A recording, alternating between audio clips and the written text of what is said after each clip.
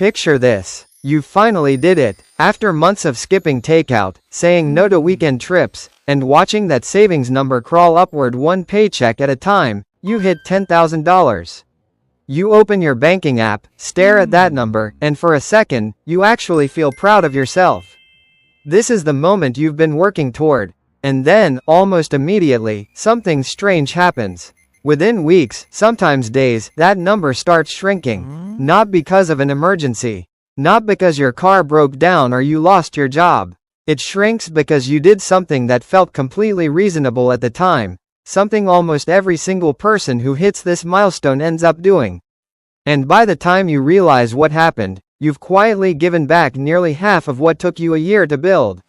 My name is Nick, and I spend way too much time thinking about money and why people make the financial decisions they do.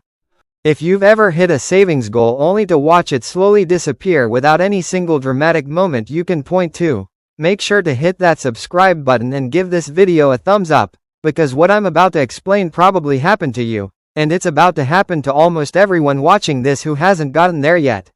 Now, before we get into what this mistake actually is, let me ask you something. When you think about failing at savings, what comes to mind? Probably some dramatic scenario, right? Someone loses their job, racks up credit card debt, has a medical emergency that wipes them out. That's the story we're told about financial setbacks. Big, obvious, catastrophic events. But here's the thing almost nobody talks about. The most common way people lose their savings momentum isn't a disaster. It's a reward, and that reward has a name. Financial psychologists sometimes call it the achievement spend, but you probably just call it treating yourself.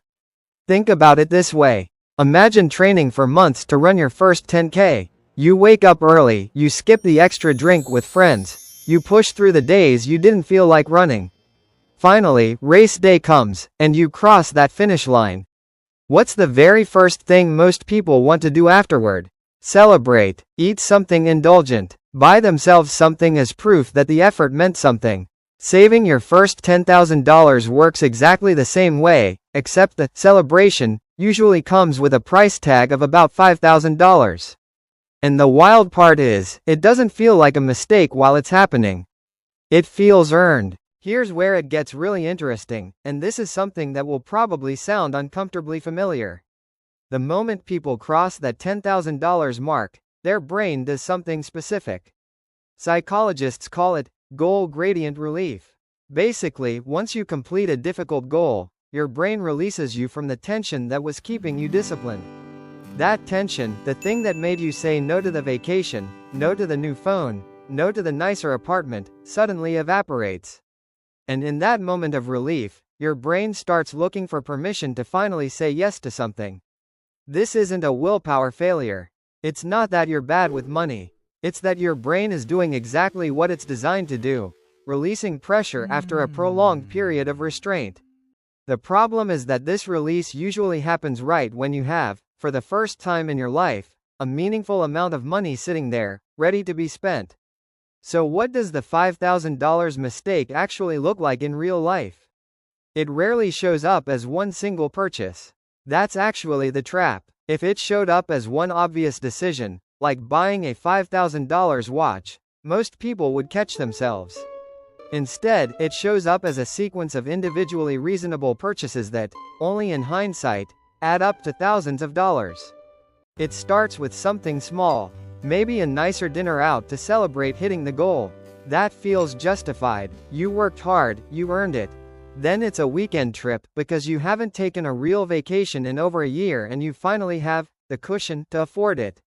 Then it's an upgrade, a new laptop, a better mattress, a piece of furniture you've been eyeing for months. Each purchase, on its own, seems completely defensible. None of them individually feel like the mistake. But here's the part that catches people off guard. Because that $10,000 now exists as a visible cushion, every purchase after that point feels safer than it actually is. Before you had savings, spending $400 on something felt risky, because you knew exactly how thin your margin was. After you have $10,000, spending $400 feels almost invisible, because your brain isn't calculating against zero anymore. It's calculating against 10,000. And 10,000 feels like it can absorb almost anything. This is where the math becomes genuinely dangerous. Let's say you spend just $200 extra a month above what you were spending while you were in savings mode. That doesn't sound like much, right? Over the course of a year, that's $2,400. Add in 2 or 3 celebration purchases in the $500 to $1,500 range, a nicer trip, an electronics upgrade, some new clothes, and you're looking at another $2,000 to $3,000 gone within 12 months. Suddenly, that disciplined saver who hit $10,000 is sitting at $5,000 again, and they genuinely can't point to the single moment things went wrong. Now, here's where I want to be really clear about something, because I don't want this to sound like I'm telling you to never enjoy your money. That's not the point. Money exists to be used. The problem isn't spending. The problem is spending without deciding to spend. There's a massive difference between intentionally choosing to use $2,000 of your savings for something meaningful, and watching $2,000 disappear through a dozen decisions you never consciously made. Let's talk about why this specific milestone, $10,000, is when this tends to happen, because it's not random. Below $10,000, most people still feel financially fragile. There's a psychological floor that keeps spending in check, because the number still feels small enough that losing a chunk of it would hurt. But somewhere around $10,000, something shifts. That number starts to feel substantial. It starts to feel like real money. And ironically, that feeling of substance is exactly what makes people comfortable eroding it. This is almost identical to what happens with people who lose a significant amount of weight and then slowly gain some of it back. The discipline that got them there creates a sense of accomplishment, and that sense of accomplishment quietly becomes the justification for easing off. Nobody decides to gain the weight back. Nobody decides to spend the $5,000. It happens through 100 small yeses that each felt like they didn't matter. So, what actually separates the people who keep their $10,000 growing from the people who watch it shrink back down? It's not more willpower. It's not being a more disciplined person in general. It's one specific habit that almost nobody talks about, and it's shockingly simple. The people who keep growing their savings after hitting this milestone immediately assign the next chunk of money a job before they ever see the balance grow. Here's what I mean by that. The moment your savings crosses $10,000, instead of leaving it sitting in a checking account where it feels like flexible, spendable cash, successful savers move a portion of it, sometimes all of it, into something slightly harder to touch. A high-yield savings account that isn't linked to their debit card.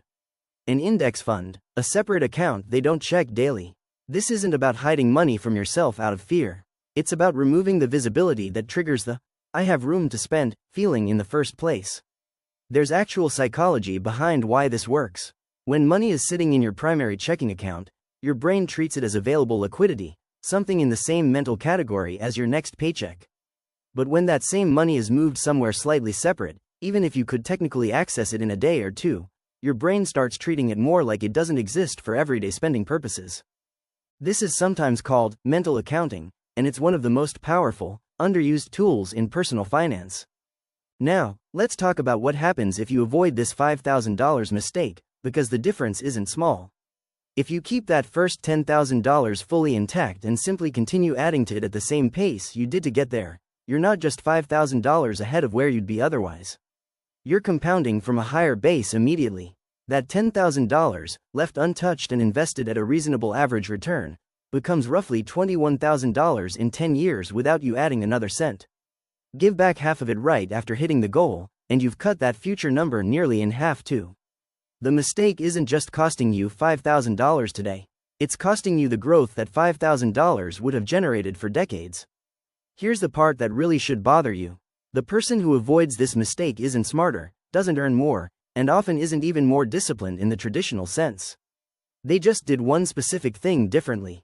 They decided, in advance, what the next milestone was for, before they ever felt the urge to reward themselves. Maybe the next $10,000 is earmarked for a down payment. Maybe it's for 6 months of expenses. Maybe it's simply grow to $25,000 before touching any of it. The specific goal matters less than the fact that a goal exists at all, because an account with a defined purpose is dramatically harder to casually spend from than an account that's just sitting there labeled savings. There's also a timing element that makes this mistake almost predictable. It nearly always happens within the first 1 to 3 months after hitting the milestone. That's the window where motivation is highest, but the new habit isn't fully locked in yet. If you can consciously protect that specific window, moving the money, defining its purpose, maybe even avoiding checking the account daily for a little while, you dramatically reduce the odds of becoming another statistic in this pattern. I want to leave you with something that might reframe this entire idea. The $10,000 you saved wasn't really the achievement. The achievement was becoming the type of person who could save $10,000 in the first place. That skill, that identity, doesn't disappear the moment you hit the number. But it can quietly get undone if you're not paying attention to what happens right after. The people who build real, lasting wealth aren't the ones who never celebrate their progress. They're the ones who figure out how to celebrate without accidentally undoing the very discipline that got them there. So if you're sitting somewhere near that $10,000 mark right now, or you just crossed it, do yourself one favor before you do anything else. Decide, right now, what that money is actually for, not what it could buy, what it's for, because the version of you a decade from now isn't going to remember the dinner or the trip or the upgrade you bought to celebrate. But they will absolutely feel the difference between $10,000 that kept growing and $10,000 that quietly disappeared, one reasonable decision at a time.